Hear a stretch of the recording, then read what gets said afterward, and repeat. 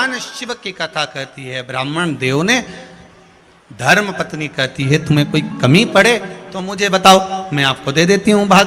पर ब्राह्मण देव तो ब्राह्मण देव थे, जो लाते थे वो दान पुण्य संकीर्तन में लगा देते थे। एक दिन शाम का समय, प्रदोष का दिन, प्रदोष का दिन, प्रदोष काल, शाम का समय, भगवान देव अधिदेव महादेव मां जगतजननी पार्वती जी के साथ में भ्रमण करने के। देखिए, अगर प्रदोष का व्रत नहीं कर सकते, प्रदोष के दिन आप व्रत नहीं कर सकते, मान लो आपसे भूखा नहीं रहा जाए, प्रदोष का व्रत नहीं कर सकते, प्रदोष के दिन आप भूखे नहीं रह सकते, मंदिर भी नहीं जा सकते, दिया भी नहीं लगा सकते, तो शिव महापुराण की कथा कहती है कि प्रदोष के दिन, प्रदोष काल में अपने ही दरवाजे के पास में देवाधिदेव महादेव का स्मरण कर लक्ष्मी की वृद्धि के लिए, कार्य सिद्धि के लिए, संपदा को प्राप्त करने के लिए आप अपने ही दरवाजे के पास में एक दीप लगा सकते हो। कौन से दिन?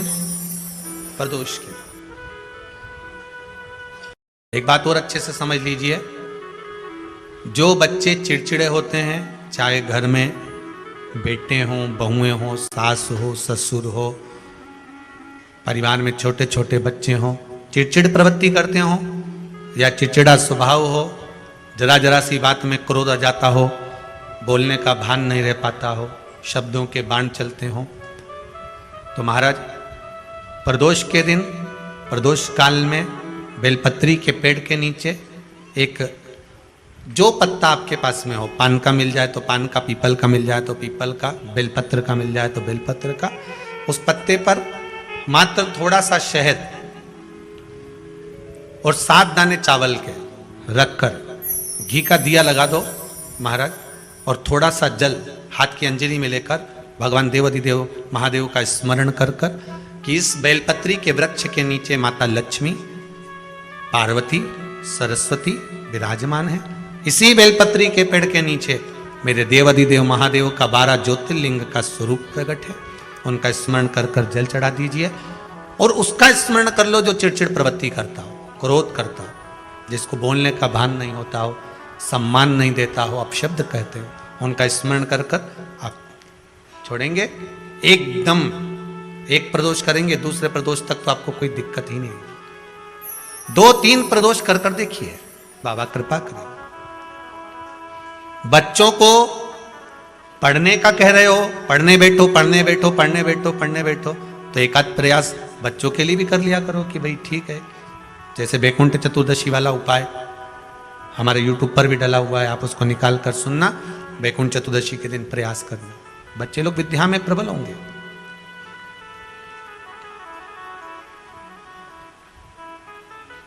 शिव उपासना का जो फल है वह 1000 गुना। ब्राह्मण देवता आज मंदिर के दरवाजे पर बैठे हुए थे, मंदिर की बुआरी लगाकर बेलपत्री को उठाकर एक बोरे में, एक बारदान में, एक झोले में भर रहे थे।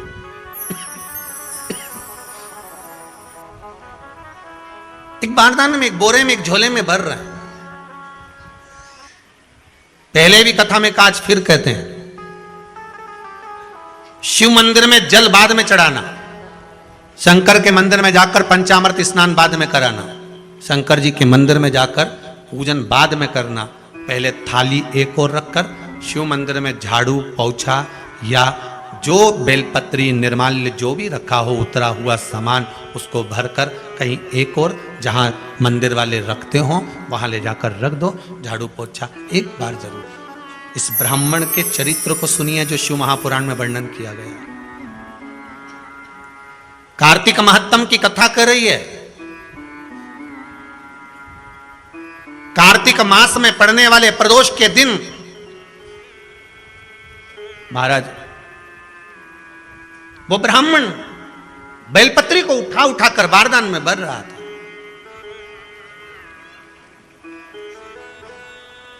पूजन करने से पहले सबसे पहले सफाई का ध्यान रखो। और एक विश्वास रखना, आप मंदिर की सफाई नहीं कर रहे हो, फिर निवेदन करूंगा आपको, आप मंदिर की झाड़ू नहीं लगा रहे हो, आप मंदिर की सफाई नहीं कर रहे हो, आप मंदिर में पोछा नहीं लगा रहे हो। जितना हाथ आप मंदिर में फेर रहे हो सफाई के लिए, उतना आपके जीवन में जितना दुख है, जितनी तकलीफ है, जितना कष्ट है, जितनी बीमारी है, उस पर हाथ फेर रहे हो। मंदिर में नहीं फेर रहे हो। नहीं तो सारी दुनिया में जितने मंदिर हैं, सारे मंदिरों में ट्रस्टियों ने कुछ ना कुछ लगा कर रखा है। स्वीपर आता है, साफ करके जाता है, ये आएगा सफाई कर जाएगा, पंडित जी होंगे तो बुआरी लगा देंगे, पंडित जी होंगे सफाई कर देंगे। उन्होंने तो पंडित जी को बोल के रखा है कि साफ कर दो, पंडित जी करते भी हैं, पर पहला फर्ज आपका है कि आप मंदिर में आए हो तो पहले आप सफाई करो। क्यों? क्योंकि हम उसका द्वार साफ रखें। आज के समय में तो एक नियम हो गया साहब कि मंदिर में जाते हो तो मंदिर के दरवाजे पर चप्पल उतार के जाते हो, नहीं तो शास्त्र रीति तो यह कहती है कि मंदिर में भगवान सामने बैठा है तो उसके सामने चप्पल भी नहीं उतारना चाहिए। तो कई लोग कहते हैं मंदिर के अंदर थोड़ी ना उतारा, हम तो जीने से भी बाहर, एकदम गेट के बाहर वहां उतार, पर सामने तो है ना, सम्मुख में तो है। तुम्हारे यहां अगर 4 लोग दिवाली मिलने आते हैं ना, तो तुमने चप्पल रखने का भी स्टैंड बनाकर रखा है, साइड में उतारिए, दिल्ली पर मत उतार देना, थोड़ा साइड में उतारो। सामने से सब आते जाते रहते हैं, सामने उतारो, सम्मुख में क्यों उतार रहे हो?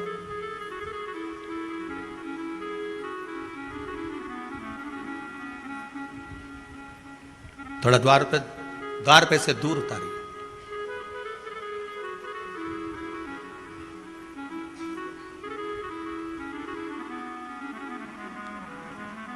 अभी तो कुबेरेश्वर धाम में काम चल रहा है, आप लोग जो दान दे रहे हो, आपके दिए हुए दान से निर्माण चल रहा है। अभी तो आप पहनकर जूता चप्पल भी अंदर आ जाते हो, भले दूसरे मंदिरों में चप्पल पहनकर हमने देखा है, आधिकाधिक मंदिरों में, ब्रजभूमि पर भी बहुत मंदिरों में लोग अंदर जूता पहनकर चले जाते हैं, पर जब तक बाबा नहीं बैठा तब तक तो आप पहन कर आ रहे हो। जिस दिन बाबा कुबेरेश्वर धाम में आकर बैठ गया, उसके बाद वो दोनों गेट पर चप्पल बाहर ही रहेगी। आओ आप कंकर से